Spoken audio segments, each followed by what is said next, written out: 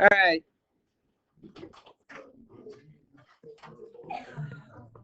So page 27 we're on, right?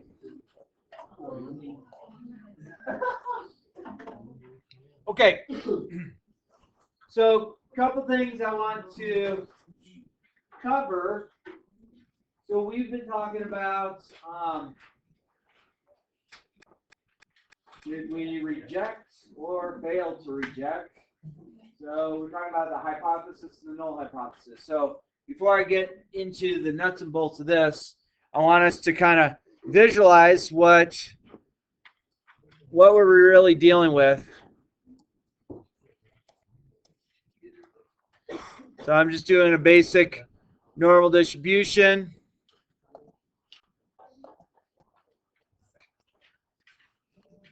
Okay, so let's say we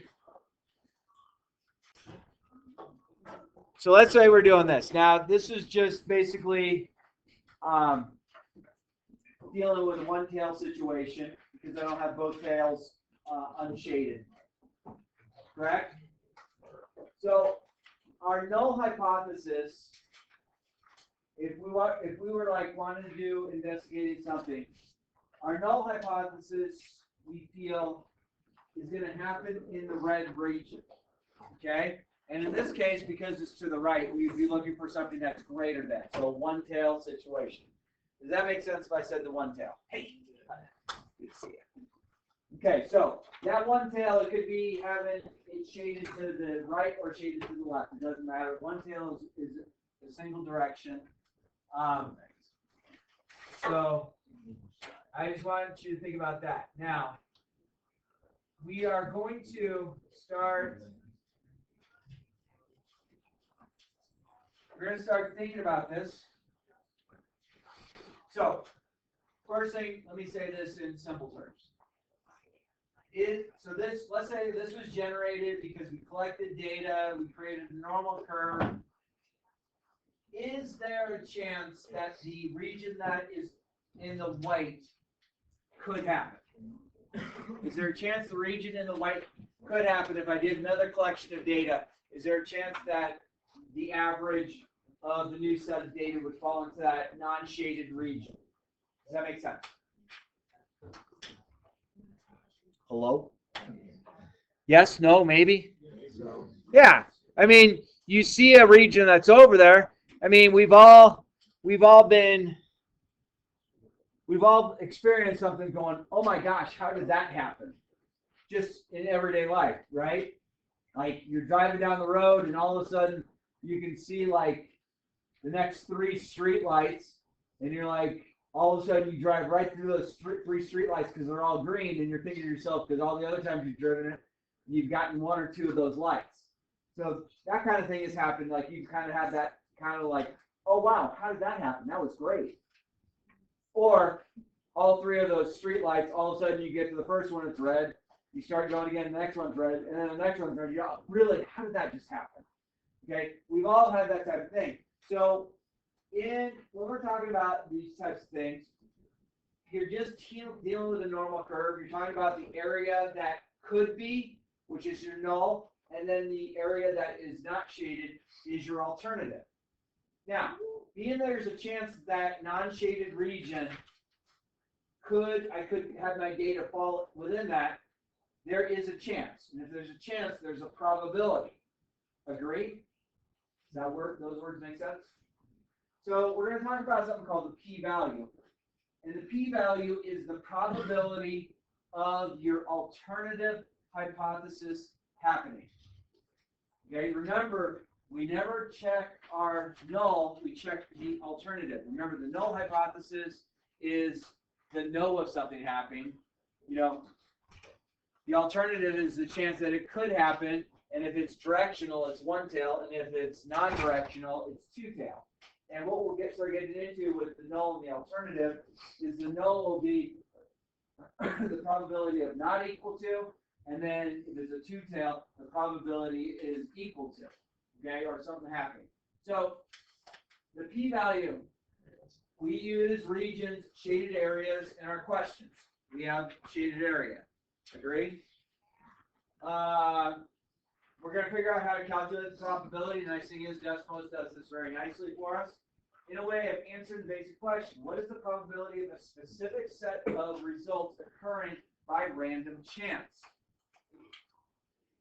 Okay? So if something happens in this little tiny area, that could have happened because of random chance. Again, we're using the word random.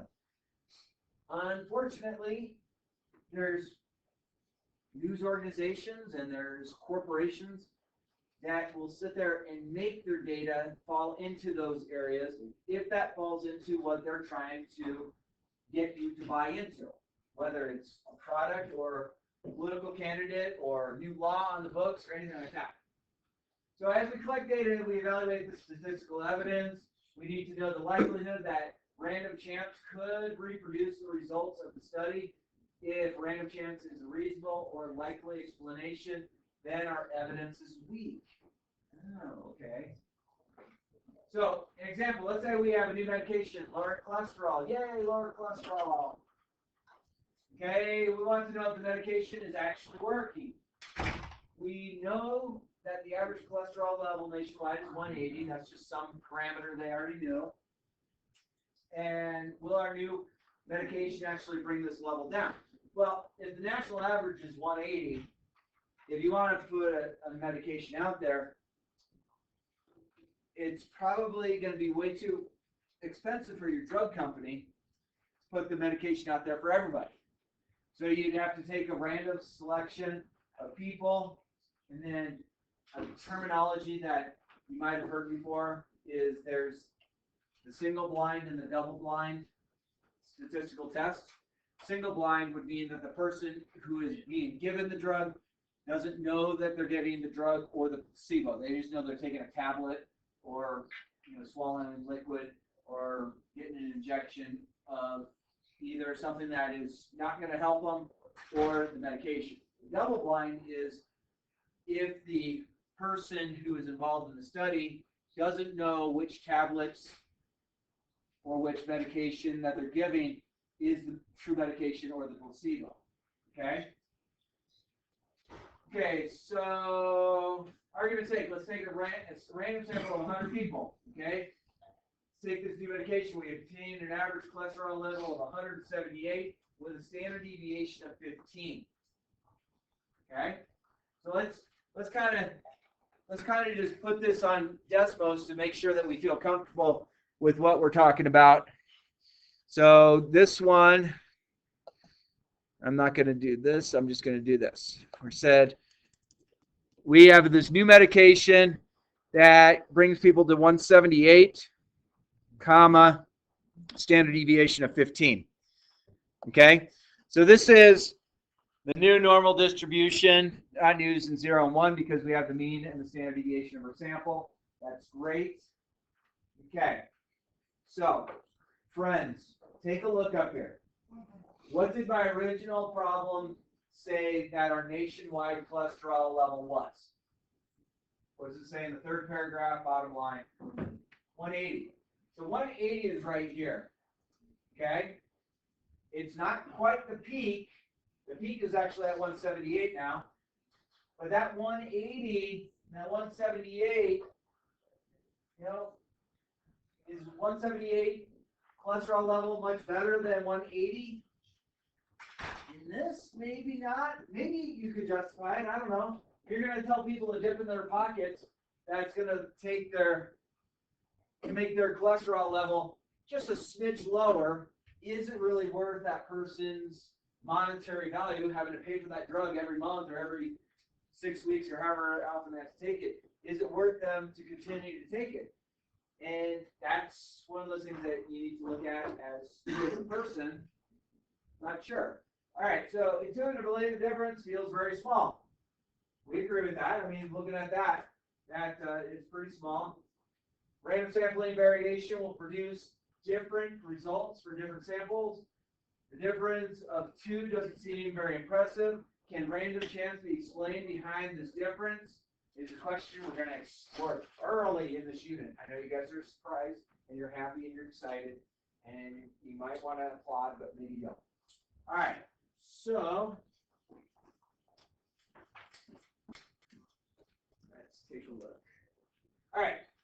If the group receiving the medication produced an average cholesterol level of 170, the evidence would be much stronger. So if all of a sudden I'm down here at 170, okay, so let's kind of think with the values.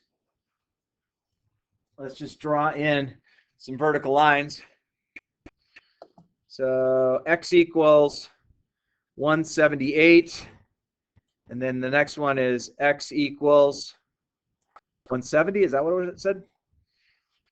So as far as the likelihood that our medication is working, if you look at the blue versus the green, things you could probably say is, well, the blue versus the 180, 170 is 10 below. Is it really good enough? Or is it, did it just happen by random chance of that group of individuals? That's really good thing. Okay? So how do we know that when the difference is great enough to represent strong statistical evidence? As in many things in statistics, it's hard to make judgment calls. Even harder to make judgment calls when we have vested interests in the outcome of our research. Therefore, we need an impartial statistic to help us with measuring the quality of statistical evidence. This is going to be called the p-value. Now, fortunate thing with you, technology works on our side. When I had statistics, you actually had to look at data tables to figure it out, and you didn't really have a really good visual representation because you didn't even have a good normal curve to look at because you hand drew it, and it was pretty bad because you did it, and your cell phone was underneath your binder, so it was wobbly when you're trying to draw it, so you don't have a really good picture. But we have technology on our cell phones that lets us look at it. Informally, the p-value is the probability of obtaining a result at least as unlikely as the one we obtained by random chance. Okay, in simple explanation of probability, let's say we have a new technique for flipping coins that produces a result of heads more than 50% of the time. To test my method, I flip a coin 10 times, I get 9 heads. That's pretty cool. Well, wait, maybe this was just luck. Maybe what was the probability that that result at least as unlikely would occur by chance? Well, it turns out the probability to get to 9 or 10 heads on 10 coin flips is about 1%. So the p-value is, in this case, 0.01. Okay? So the p-value, remember, p-value means probability.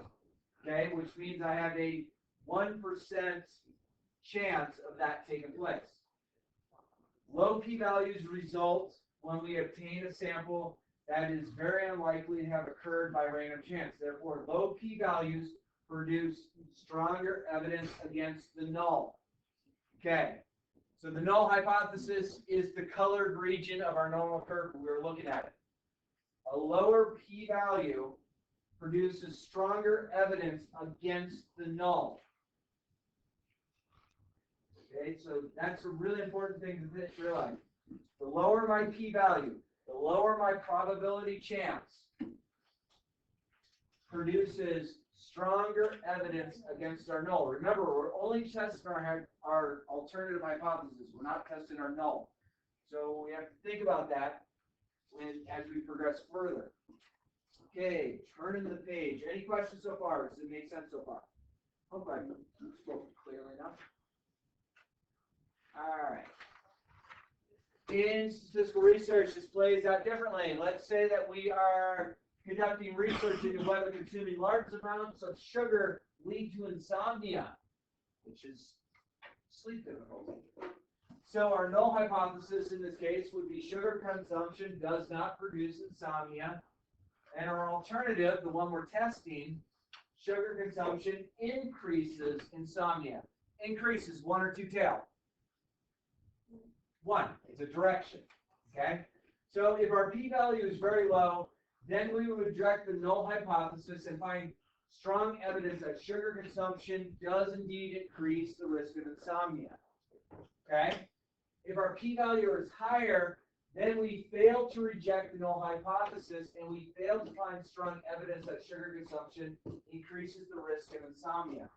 Okay, so you remember, just because we have our null hypothesis, when we put our null hypothesis in place, we hope it to be true, but we can't guarantee it's true, even if we fail to reject our null, that doesn't mean the null is the golden truth. And that's the big problem with a lot of people in statistics. They'll do a test and say, this is true then. My shaded region is 100% true. It's like, okay, we didn't find it in this particular test. Yes, we had a good sample. Our p-value is higher or lower. There's just things that we have to look at. The p-value itself is the proportion or percentage. It represents the probability of obtaining a result that is at least as different from the null hypothesis as the one we obtained. In our study above, let's assume that the data produced a p-value of 0.13 or 13%. Okay? This is interpreted as follows. If sugar consumption does not produce insomnia, the probability of obtaining an increase in insomnia is at least as great as the one in our study by random chance, is 13%. Okay? So importantly, our result, like ours, can be obtained by random chance 13% of the time. That's pretty low, bless you. But it's not low enough to reject a null. That's source of debate, perhaps, in common rule of thumb. So the p-values that fall below 5%, and that's kind of, there's a whole lot of research that's gone into, like 5% is like the accepted value in statistics. If the p-value falls below 5%, so 5% is 0.05. If you get a p-value below 0.05, we often reject the null. Okay? And then 5%, again, it's one of those rules. Remember when we said like a sample size of 30 is fine? And then we changed our thought process when we were dealing with percents, that n times p had to be greater than or equal to 10, and n 1 minus p is greater than or equal to 10. Where did the 10s come from? Where did the 30 come from? It's just from doing collections over and over and over again to start directing. Again, if we have a p-value that's a certain level, that's the percent chance that if you were to do it again, you get that much of an unlikely chance. Okay? So again, we don't test our shaded region. We only test the non-shaded region. All right. So let's go back to our cholesterol example from the previous page. We are trying to show that our new medication is lowering cholesterol levels. The placebo group, so first off, do you all understand what a placebo is? You've heard this term before? And a lot of times they'll say a placebo is a sugar tablet. It doesn't mean that someone's ingesting sugar. It just means it's a tablet that's not going to change anything in your body. There's nothing chemically in that tablet that has any relation to the medication you're trying to do. Okay? So the placebo group averaged 180. Let's evaluate the statistical evidence that our medication group lowers cholesterol levels. The statistical evidence is, in fact, our new medication group produced an average cholesterol level of 178 versus the placebo of 180. And that's 2 points over. What is the probability that dumb luck explains this difference? So dumb luck, the average 180, let's start there. We'll build sampling distribution of sample size 100 with mean 180. So let's take a look at the sampling distribution, what that would look like. Okay, so did they give me a standard deviation? We had a standard deviation on the page before, didn't we? Actually, I don't think. So let me get rid of these. And I'm going to change this to 180. Okay. So first off, if that's a normal distribution, is there a standard deviation that takes place? Yes. If I go within one standard deviation of the mean, if I figured out what the standard deviation is, I'm going to encompass roughly 68% of a shaded region. If I go 2 standard deviations, I'm talking about 95% of the area under the curve symmetrically is shaded. And if I go 3 standard deviations, you're talking about 99.7% is going to fall there. Okay? So we'll plot this result in our study and shade the portion of the sampling distribution that is farther from the mean than our sample. This shaded part represents the p-value. Obviously, the larger the shaded region, the higher the p-value. Okay, now, they gave a rule there, said normal CDF, blah, blah, blah, gives a percent. Good. Okay, that's where we're going to use on decimals our normal distribution. So our normal distribution is to find the percent of normal distribution in the shaded area.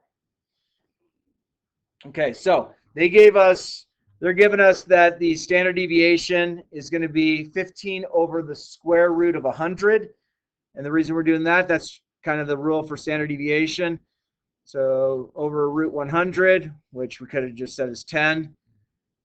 If I make this take a look, that's basically our normal distribution with 180.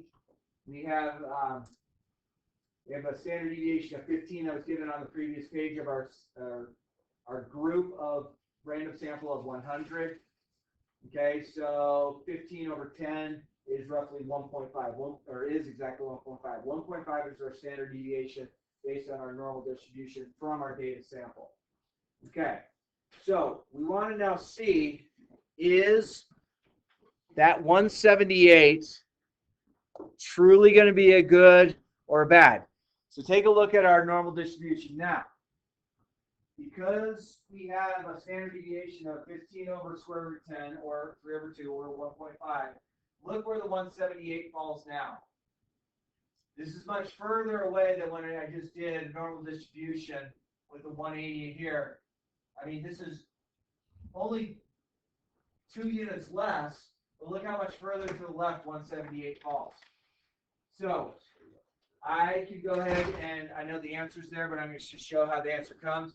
The nice thing is we don't have to use a really small negative number. We have negative infinity that Desmos provides for us, which is nice. And we want to go 78.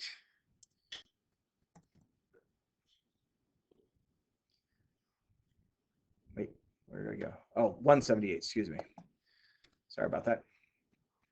All right. Why am I off? 78. 178. Wait, I have everything there. I have 180, 178, 16 over 10. Ooh, wait a minute. Either I have the wrong book or that's wrong. Let's see, do I have everything in there right? 178, I have.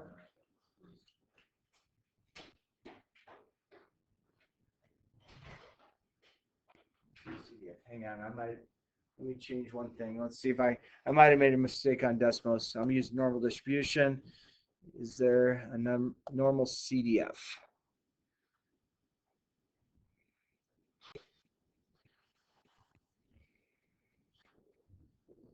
An inverse CDF.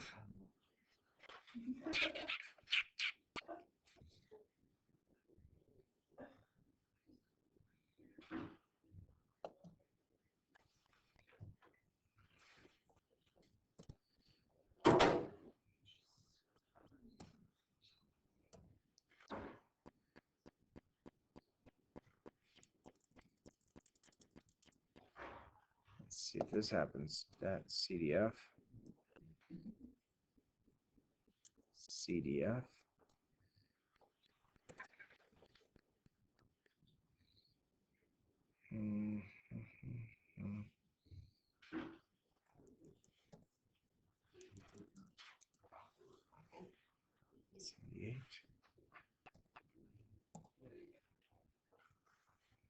Still getting the same answer. I think we have an incorrect. I think I have an error in the book. Wow. Okay. So I just did it 2 different ways. I'm showing that my answer should be 9.1%. And they're showing 44.7. I think this might be a misprint.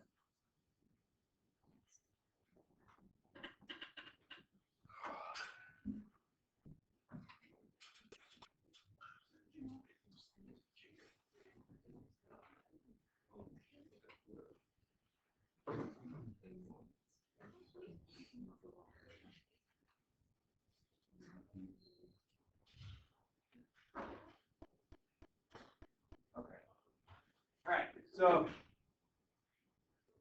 I apologize that I grabbed the book. So I'll have to strike through. Okay. So by us doing the normal CDF, I'm coming up to a 9.1. Okay. We had shown 5% as our p-value. Is 9% smaller than 5%? No. And it still works in this thing. They had 44.7. So the p-value of 0.091 or 9.1%, this is very high p-value. It shows that the probability of obtaining a result of 178 or lower by random chance is 9.1%. This is not strong statistical evidence that our medication is working. Uh-oh. Wow. So if we had a p-value that's less than 5%, that's good. Greater than 5% is bad. So no doctor should be prescribing this medication based on such weak evidence. So let's go back and just make sure that we feel comfortable about this. Okay, so if we just look back at here, if our p-value is very low, we reject the null. So this is, if we reject the null hypothesis, meaning it is under 5%, we are at 9%. If our p-value is higher, it's bigger than 5%, we fail to reject the null hypothesis. So our null hypothesis here on this medication, we didn't write it, but our null hypothesis is basically, our null would be this medication has no effect on your cholesterol level. Your alternative hypothesis would be this medication will lower cholesterol. Okay?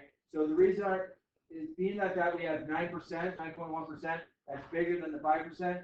If our p-value is higher than 5%, we fail to reject the null. Failing to reject the null means that our medication did not have any effect. Okay? Do you think there's people out there who are over-medicated? They take more medications than they know what to do with? I'll give you a perfect example. My dad takes 37 medications every day. My dad is 77 years old. What part of these medications? I mean, you all realize that there's something called the synergistic effect, meaning like one medication might get modified in a bad way by another medication. Okay, you might have heard this when you went through your health class and you talked about, alcohol and marijuana. Synergistic effect is where 1 + 1 = 3. Okay, it's a larger effect. Of those 37 medications my father's taken, do you think there's any of them that will create a synergistic effect? Do I really think that the doctor went through his physician's desk reference guide, which is about a 10,000-page manual, and cross-checked each and every drug to see how the effects on other drugs work? Probably not. I just look at it going, what the heck are we doing to our bodies other than over-medicating ourselves? I don't know. So, I don't know. It just happens later in life. And I don't know if you have older parents or not, but take a look at how many medications your parents might be taking. I take two. I take thyroid because my thyroid stopped working. And I take something called simvastatin to lower my cholesterol. I've done everything in my diet, my body to try and just crop dust in the room back there. Nice. So, and I'm not saying I'm living the perfect life, but I get to hang out with you guys, so it's pretty close to perfect for me. Yeah. All right, so 6-3, which is page 95. Give that a try. So my plan, just to let you know, I might have jury duty starting Monday, in which I'll have Mr. Mimak be here. So my plan for tomorrow is I will make sure I extensively go over this, and then I'm going to have Mr. Mimak, if he has to do it, or if I'm here, he will do the review with you guys, like give you some time to try and play around with the review, and then I'll go over that. with you. If I don't have jury duty, I have the same plan in place, but that's what I plan. So when you call in the jury duty, you have a certain juror number. So they'll say juror number is between this and this, need to show up, and anyone else doesn't. Oh, it's just like backup or something. Yeah. So what they basically do is, let's say they need 50 people for jury duty. They will like send a notice out to like 500 people or 1,000 people, with the hopes that they get people who actually call in to do it. So they're Oh, you have to. I thought if you don't go to jury duty, you don't get like.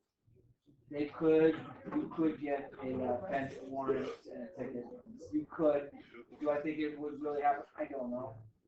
I look at it going, it's my civic duty, I'll do it. If they don't want to call me, it's their loss. I don't know. I'd kind of like a guy like me on a jury.